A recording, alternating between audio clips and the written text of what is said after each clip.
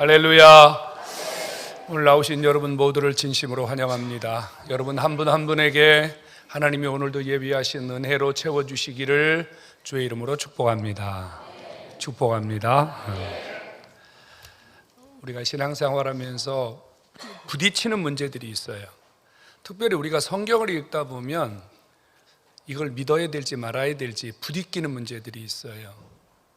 여러 가지 문제들이 있겠지만 한 두세 가지로 요약할 수 있는데요. 하나는 초자연적인 기적이에요. 홍해가 갈라졌다, 죽은 자가 살아났다, 예수님이 물 위로 걸어갔다. 이걸 도대체 어떻게 설명할 수 있을까요?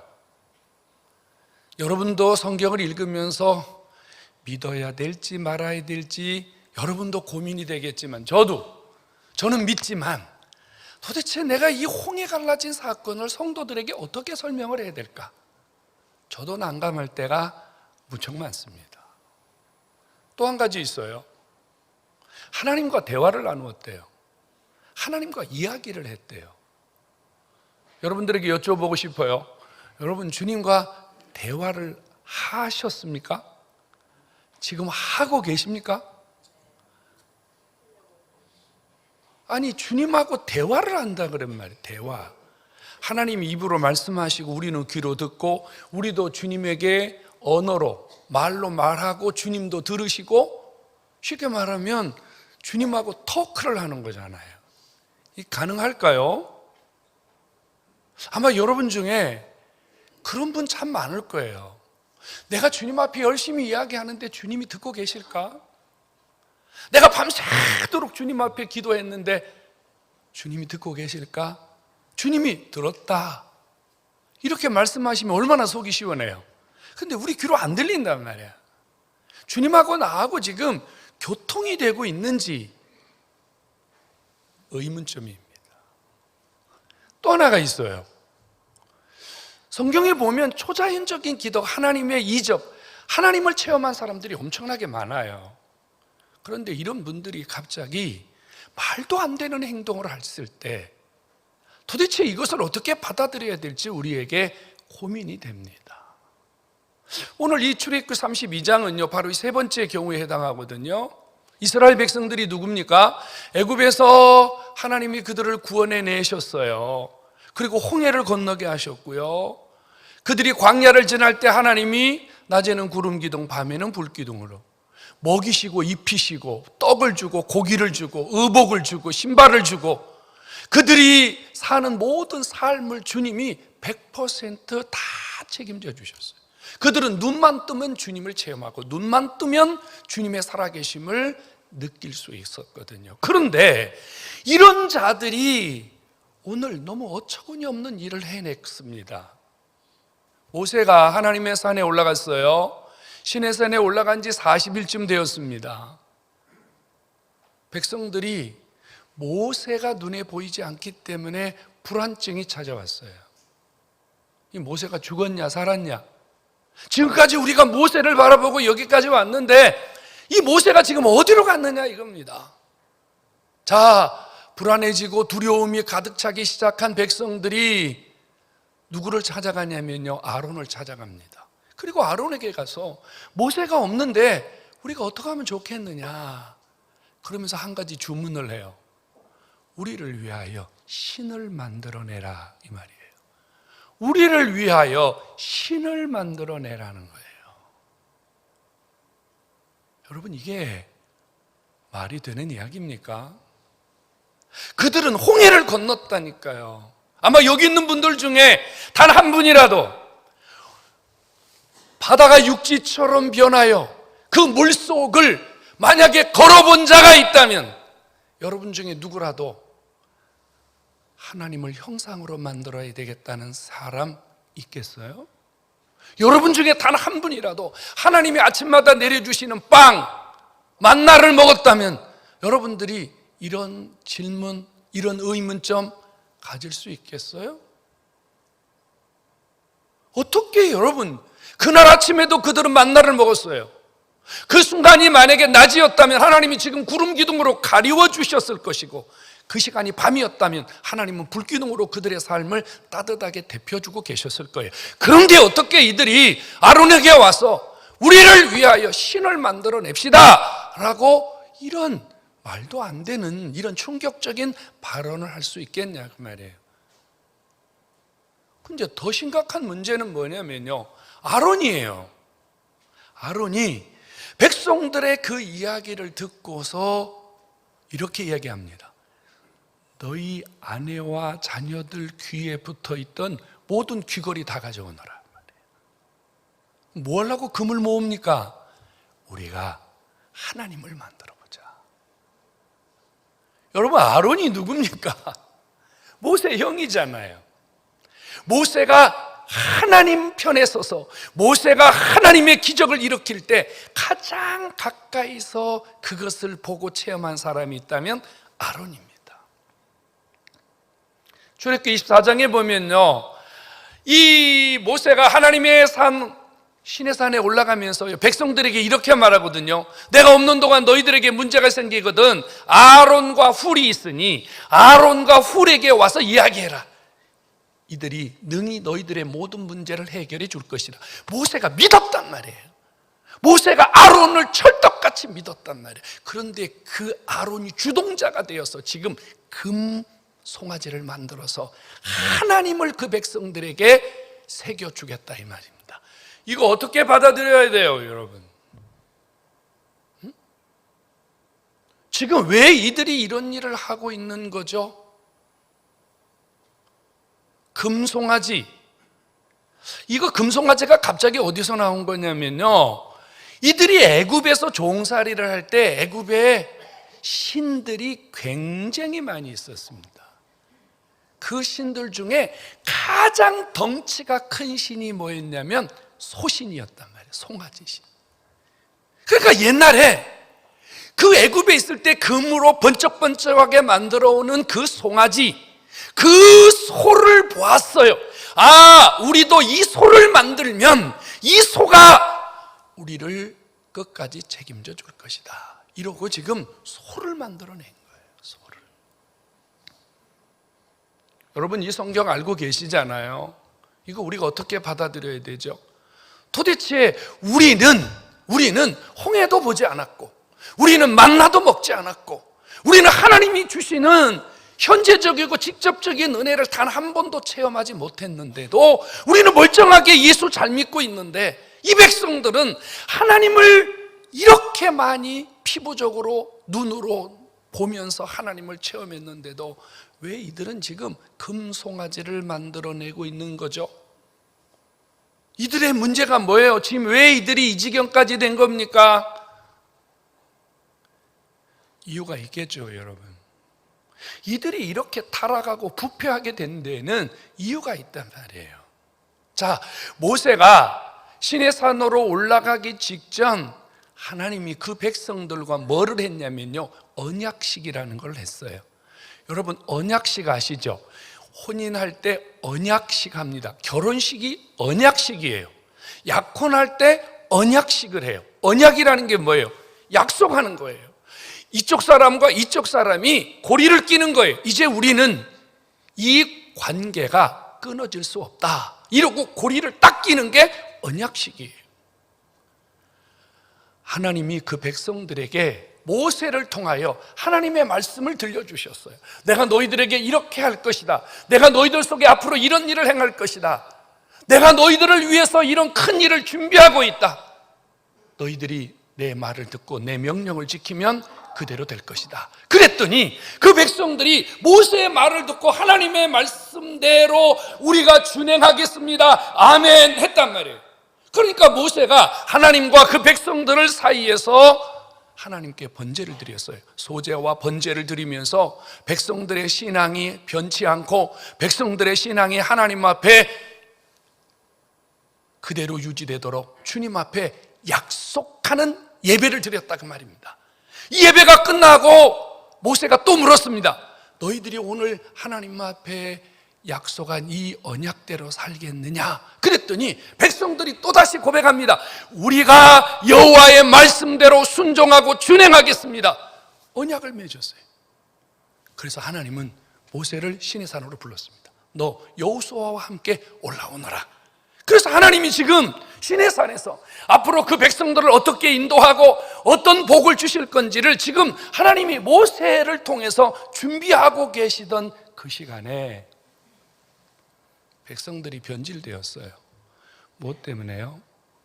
하나님께 한 약속, 하나님께 받은 말씀을 새카맣게 잊어버렸기 때문입니다.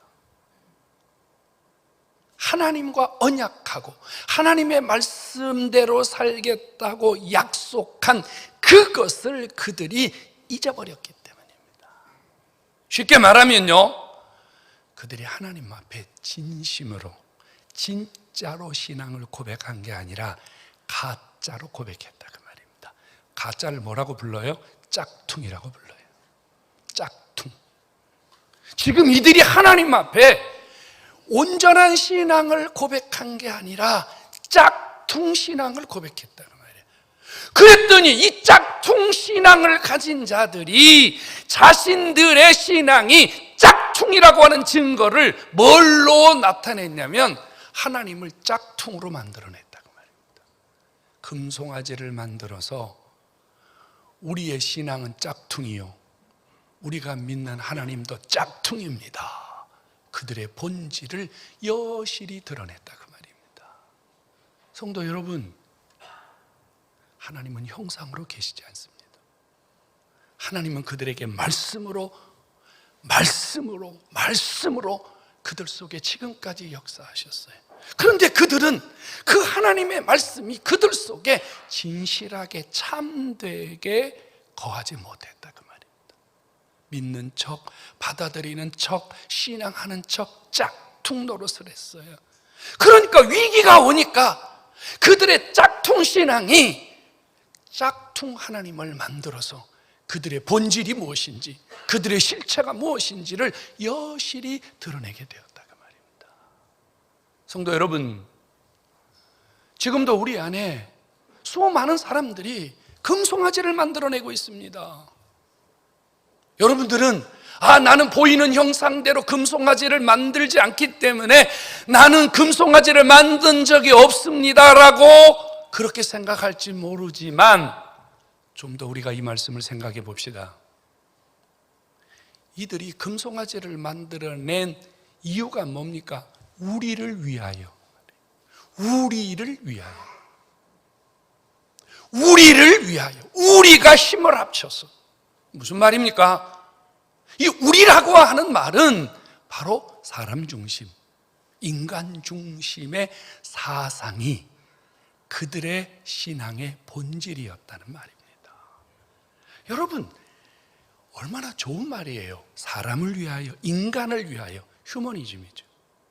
이 휴머니즘은요, 듣기에는 아주 감성적으로 들릴지 모르겠지만 이 휴머니즘은 하나님을 신앙하는 자들에게는 인본주의라고 하는 무서운 사단의 모습인 것을 기억해야만 합니다. 우리가 우리를 위하여 신을 만들자. 무슨 말입니까? 우리가 힘을 합하면, 인간이 힘을 합하면, 인간이 힘을 모으면 하나님도 만들어낼 수 있다. 우리가 힘을 합하면 하나님도 어찌할 수 없다. 이게 인본주의입니다. 여러분, 인본주의, 오늘 우리가요, 보여지는 금송아지를 만들지 않는다 할지라도 우리가 하나님의 말씀을 무시하고 하나님이 원하는 것을 살피지 아니하고 내가 내 맘대로, 내 뜻대로 나를 위하여, 우리를 위하여, 가족을 위하여, 공동체를 위하여 여러분들이 여러분 멋대로 살아간다면 그것은 현대판 금송아지를 만드는 것과 전혀 다르지 않다는 사실을 깨달아야 합니다. 여러분, 그들 속에는요, 너무 합리적인 말이었어요. 모세도 없다. 우리를 인도할 사람이 없다. 우리는 앞으로 어떻게 살아야 될지 모른다. 그러니 우리가 힘을 합하자. 우리가 하나가 되자. 우리가 똘똘 뭉치자. 그래가지고 하나님 앞에 간 게 아니잖아요. 하나님을 대적하고 하나님을 없인 여기는 우상을 만들어냈잖아요. 그러니까 인간이 뭉치면, 인본주의가 타락하면, 인본주의가 하나님을 대적하면 하나님을 없인 여기는 무서운 적그리스도로 변한다는 사실이에요. 이들이 우상을 만듭니다. 금송아지를 만들었습니다. 뭘 만든 거예요? 보이는 하나님을 만들었어요. 왜요? 여러분, 왜 금송아지가 필요하죠? 왜 보이는 하나님이 필요하죠? 이유는 한 가지예요. 그들 안에 하나님이 없기 때문입니다. 제가 여러분들에게 담대하게 여쭙고 싶어요. 여러분 속에 하나님이 계십니까? 그때 아멘이 좀 찜찜하게 나옵니다. 너무 느닷없이 여쭈어서 그런 것 같은데 한 번 더 여쭤볼게요. 여러분 안에 하나님 계십니까? 우리가 하나님이 계시다면 어떤 사람도, 여러분, 어떤 조각 앞에, 어떤 우상 앞에 내가 저거 섬겨야 되겠다, 내가 저것을 신앙해야 되겠다는 마음이 있습니까? 없습니까? 우리에겐 1도 없습니다. 그런데 왜 그 백성들이 갑자기 금을 모아서 우상을 만들어내는 겁니까? 이것은 그들 속에 하나님이 없다고 하는 증거예요. 하나님이 없는 거예요, 여러분. 참 답답한 게 뭔 줄 아십니까? 예수 믿는 사람들이 점쟁이를 찾아간단 말이에요. 점쟁이 찾아가서 물어봐요. 이놈의 새끼 데리고 결혼할까요, 말까요? 또 물어봐요. 이 집 구석에 이사 갈까요, 말까요? 이 사업은 할까요, 말까요? 왜 이러는 겁니까, 도대체? 신자들이 왜 이러는 거죠? 신자들 속에 하나님이 없기 때문이에요. 어떻게 그 안에 예수가 있는 사람이, 어떻게 그 안에 하나님이 있는 사람이 그럴 수 있느냐 말이에요. 그게 금송아지예요, 여러분. 우리가 하나님이 없으면요, 불안해지거든요. 두려워지거든요. 하나님이 없으면요, 죽으면 어떡하나, 망하면 어떡하나, 잘못 살면 어떡하나, 하나님이 없으면 금송아지는 여지없이 우리의 삶 속에 매일매일 만들어질 수밖에 없다는 거예요. 오늘 시간에 여러분, 내 안에 정말로 주님이 계신지, 그래서 나는 하나님 외에는, 내 안에 계신 이 성령 하나님, 내 안에 계신 이 예수님 외에는 나는 그 어떤 것도 관심이 없다고 하는 이 분명한 신앙 고백이 여러분 안에 있기를 주의 이름으로 축원합니다. 전 중학교 3학년 때 예수님 만났어요. 확실하게 만났어요. 중학교 3학년 때 예수님 만나고 이후에 정말로 상상할 수 없는 고난을 많이 받았습니다. 천당 문 앞에 2번 갔다 왔습니다. 사고, 사건, 얼마나 많은 고난을 겪었는지 모릅니다. 아마요, 책으로 쓴다면 한 10권은 써야 돼요. 그런데 단 한 번도, 제 안에서 단 한순간도, 단 한 번도 하나님 외에, 주님 외에 다른 생각을 해본 적이 없습니다. 우리 아버지가 엄청나게 매질을 하는데 잘못했다고 하라. 제가 그랬어요, 우리 아버지한테. 예수 믿는 것이 왜 잘못입니까? 나는 예수 믿는 것이 잘못이라고 생각하지 않습니다. 내가 예수 믿는 게 부끄러운 일입니까? 내가 예수 믿는 것이, 사람들에게 교회 가는 것이 내가 빌어야 될 일입니까? 나는 그게 아니라고 생각해요. 안 빌었어요. 잘못했다고 하지 않았어요. 그러니까 죽도록 때렸어요. 왜요? 제 안에 주님이 계시기 때문입니다. 여러분, 우리 안에 주님이 계시면요, 금송아지는 만들 수가 없어요. 금송아지는 그들 안에 주님이 계시지 않다는 증거입니다. 하나님이 얼마나 진노하셨습니까? 모세와 대화하시던 주님이 모세를 내려가라고 합니다. 너 집에 가라, 빨리 가라. 큰일 났다. 네 백성들이 지금 부패하여 금송아지를 만들어 놓고 그것을 애굽에서 인도해낸 신이라고 하는데 내가 그 백성들을 다 죽여버리겠다는 거예요. 하나님이 가장 싫어하는 범죄가 몇 가지가 있어요. 하나님이 가장 싫어하는 범죄 몇 가지가 있는데 그 중에 첫 번째가 뭐예요? 우상숭배입니다. 우상숭배는 하나님이 누구든지 용서하지 않습니다. 모세가 그걸 안단 말이에요. 하나님이 모세에게 내가 이 백성을 다 진멸해버리고 내가 너는 큰 나라가 되게 할 것이라고 말씀하시는데 모세가 하나님 앞에 엎드립니다. 그랬더니요, 하나님이 마음을 바꾸셨어요. 조금 전까지만 해도 그 백성들을 다 멸하겠다고 하시던 주님의 마음이 바뀌셨어요. 뭐 때문인 줄 아세요?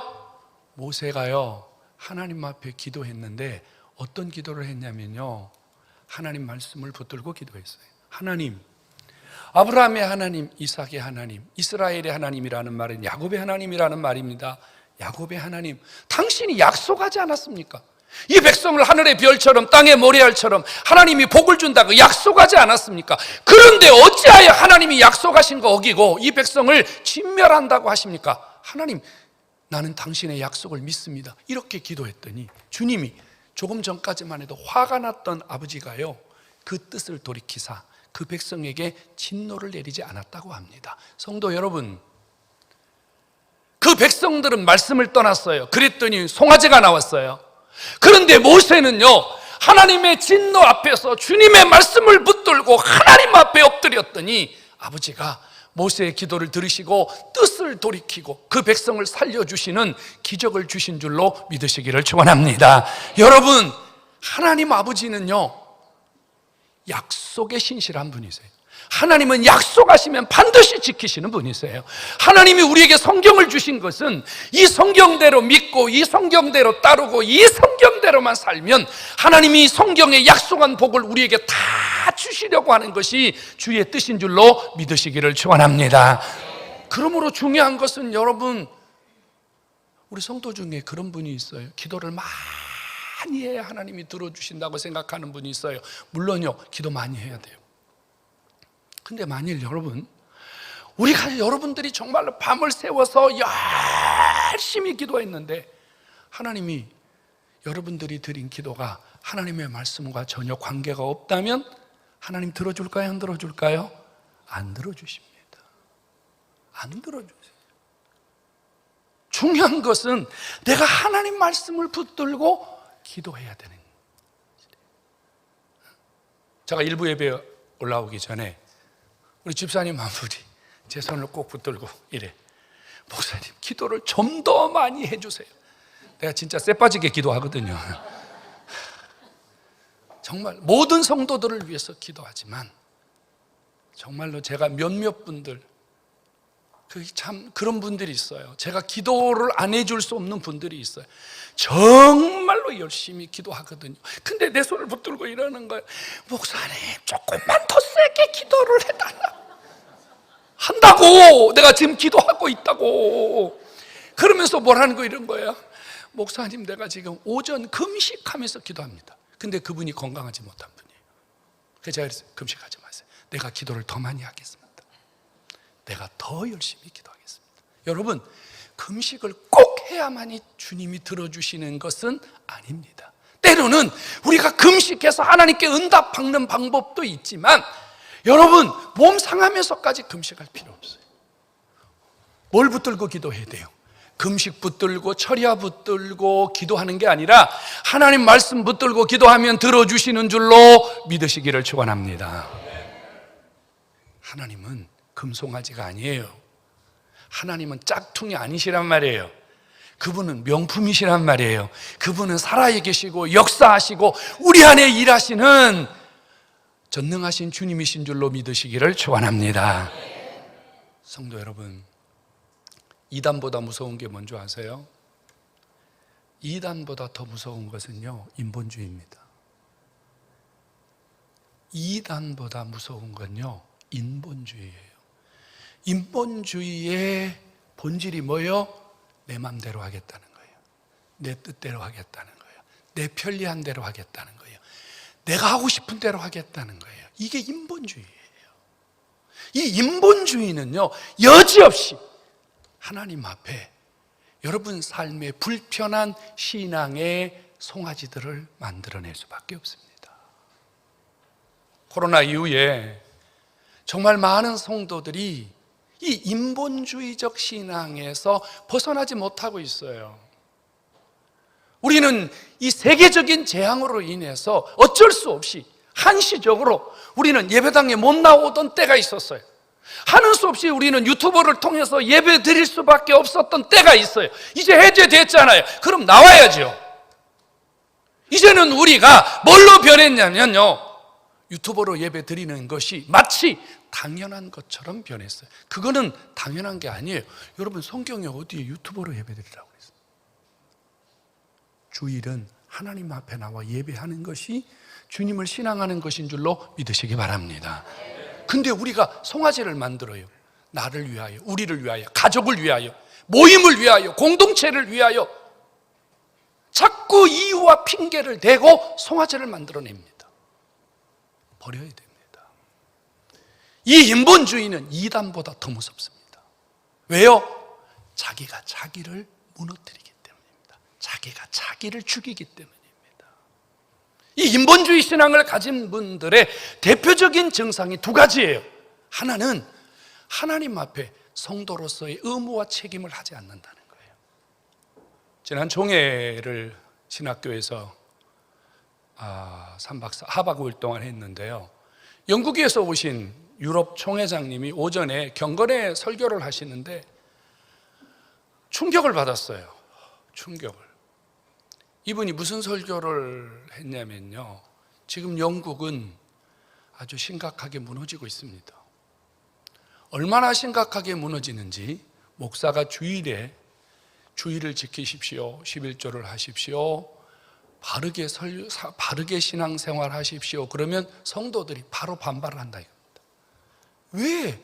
당신이 주일을 지키고 안 지키고 내 맘인데, 11조를 하든지 말든지 내 맘이지, 믿음으로 살든지 말든지 내 맘이지, 왜 당신이 내 안에 내 권리를 침해하느냐. 그래가지고 하나님 말씀대로 설교하고 하나님 말씀대로 신앙하라고 가르치면 목사를 향해서 대든다 이겁니다. 저런 일이 정말로 가능할까? 근데 이분이요, 너무 심각하게 이 이야기를 하는 거예요. 그런데 우리 한국교회도 멀지 않다고 생각합니다. 저처럼요, 오늘 설교하는 것처럼 막 강대상 치면서 막 눈을 부라리고 설교하면 성도들이 싫어해요. 저 목사가 미쳤나, 저거 왜 이러지, 저거 뭐 이래. 뭐 은혜가 된다고 생각하는 사람 별로 없어요. 성도들이 좋아하는 건 뭔지 아세요? 복 받으시고 행복하시고 잘 사시고 여러분 많이 사랑합니다, 이런 설교 좋아해요. 그냥 목사도 그냥 여자처럼 야리야리 해가지고 그런 사람 좋아해요. 코미디언처럼 나와서 웃기는 이야기나 하고. 인본주의는요, 하나님을 무시하고 하나님을 업신여기고 내 뜻, 내 마음대로 사람을 위하여, 우리 공동체를 위하여, 인간을 위하여 우리 마음대로 하자는 주의입니다. 여러분, 이것은 우리가 망하는 길임을 깨닫기를 축원합니다. 우리가 이렇게 살면요, 하나님이 지금 우리 시대에 주신 이 놀라운 축복은 언제까지일지 아무도 장담하지 못합니다. 제가 어려서 교회에서 생활했잖아요. 어려서요, 우리 신앙의 선배들은요, 우리처럼 신앙생활하지 않았습니다. 새벽으로, 낮으로, 밤으로 정말로 하나님 앞에 와서 울고 불고 기도하고, 요즘은요, 목사들이 뒤에 시간을 보고요, 12시가 넘어가지 않도록 얼마나 열심히 설교하는지 모릅니다. 넘어가면 성도들이 시계 보고 싫어하니까. 근데 저 어렸을 때 우리 목사님은요, 설교를 1시간 40분 하셨어요. 봐, 놀래잖아. 1시간 40분 했다니까. 1시간 40분 하셨어요. 저녁 예배 설교는 보통 2시간 반씩 하셨어요. 근데 아무도 안 움직여. 왜? 그런 줄 알아. 당연히 주일 낮 예배는 11시에 시작하면 1시에 끝나. 당연히 그런 줄 알아. 점심이요? 우리는 지금 식사 다 드리잖아요. 저는요, 교회에서요, 점심 주는 것을 고등학교 졸업할 때까지 한 번도 본 적이 없어요. 예배 마치면 다 자기 집에서 밥 먹었지 누가 교회에서 밥 줍니까? 교회 식당 자체가 없었어요. 그래도요, 성도들은요, 정말 열심히 주님을 신앙했답니다. 근데 지금은요, 하나님의 비율을 맞추려고 하지 않고 자꾸 성도들의 비율을 맞추려고 해요. 저부터도요, 이런 마음들이 들 때가 있단 말입니다. 그때 제 자신이 이런 생각을 해요. 아, 내가 지금 타락하고 있구나. 내가 지금 목사로서 부패하고 있구나. 성도 여러분, 인본주의는 이단보다 무섭습니다. 내가 나를 죽이기 때문입니다. 하나님은 말씀을 붙드는 자에게, 말씀을 붙들고 끝까지 주님을 기다리는 자에게 기적을 주시는 분이심을 믿으시기를 축원합니다. 성도 여러분, 두 가지 얘기하고 싶습니다. 하나는 여러분 어떤 경우에도 하나님이 여러분들에게 주신 말씀 붙들고 불안하든 두렵든 여러분들의 모든 상황에 무너지지 마시고 끝까지 하나님 말씀 붙드는 자가 되기를 주의 이름으로 축원합니다. 말씀 붙드십시오. 주일날 출애굽기 32장 1절로 14절을 설교했습니다. 그럼 이번 한 주간은 여러분들이 출애굽기 32장 1절로 14절의 말씀을 또 읽고 묵상하고 하나님 앞에 기도하면서 그 말씀 붙들고 기도하고, 그러면 아버지가 돌아오는 한 주간 동안 여러분 삶에서 일어나는 모든 문제를 해결하시는 줄로 믿으시기를 축원합니다. 이게 주님이 주시는 기적이에요. 또 하나는요, 여러분 하나님 말씀 붙들고 기도하시고 하나님이 여러분들을 위해서 일하고 계심을 믿으시기를 주의 이름으로 축원합니다. 하나님 보십시오. 모세의 기도를 들으시고 하나님이 마음을 바꾸셨어요. 우리가 정말 살리는 기도, 하나님의 뜻을 이루어 드리는 기도, 주님이 원하시는 일을 위한 기도를 주님 앞에 정말 말씀 붙들고 아버지 앞에 기도한다면 여러분 한 사람의 기도를 통하여 하나님이 이 땅을 살리시고 이 교회를 살리시고 여러분들의 삶의 모든 것을 일으켜 주실 줄로 믿으시기를 축원합니다. 여기 보십시오. 11월 1일부터 31일까지 우리 교회는요, 영혼 구원과 문제 해결을 위해서 매일 밤 8시에 하나님 앞에 기도하려고 합니다. 문제에 계신 분들 얼마나 많아요? 여기 한번 여쭤볼게요. 문제 하나도 없으신 분 손 들어 보십시오. 나 얼른 내려야 돼요. 저도 문제가 많아요. 여러분 다 문제 있어요. 기도합시다. 하나님 앞에 기도하면 하나님이 뜻을 돌이키사 하나님 앞에 범죄한 백성들도 주님이 용서하시고 긍휼을 베푸셨습니다. 10월 한 달 동안 우리가 하나님께 부르짖으면서 하나님이 우리에게 준비하신 놀라운 기적들을 여러분 모두가 체험할 수 있기를 주의 이름으로 축원합니다. 한번 따라서 합시다. 하나님은 살아계십니다. 아멘. 하나님은 살아계십니다.